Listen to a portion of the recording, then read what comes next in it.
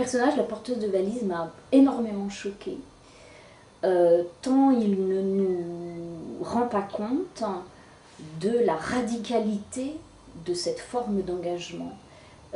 Radicalité idéologique, c'est-à-dire que les porteurs de valises font le choix de se mettre au service du FLN en assumant la violence du FLN, ce qui est une position absolument, je dirais même pas minoritaire, ultra minoritaire, et qui fait rupture y compris au sein de la petite minorité qui est d'accord avec la cause de l'indépendance de l'Algérie.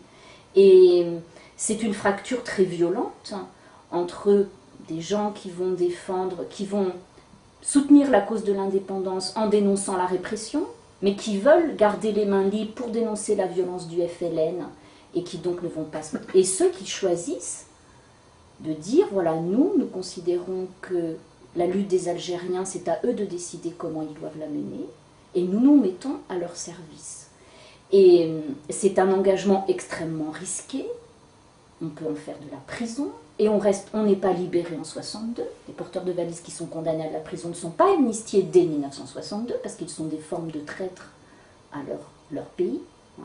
Et donc j'ai trouvé que par son inconsistance, ce personnage vraiment était très choquant, et aussi, je dois dire, pour l'image des femmes, et ce personnage un peu écervelé, il faut dire ce qu'il est, m'a semblé à la limite insultant, et ne pas rendre compte du tout des choix idéologiques et de la radicalité que ça supposait de la part des porteurs de valises. Oui, comme elle s'appelle Hélène, si on peut aller lire le témoignage d'Hélène Cuena, La Porte Verte, qui raconte son engagement de porteuse de valises, qui est un texte magnifique.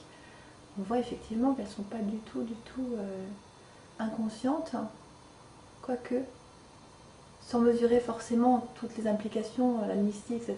On ne sait pas tant quand on s'engage, mais il y a un choix tout à fait raisonné de se mettre en deuxième rideau et de laisser le FLN décider. Ça, c'est absolument fondamental. On le voit dans le film, mais ça a été gâché par la dimension mélo qui est rajoutée et qui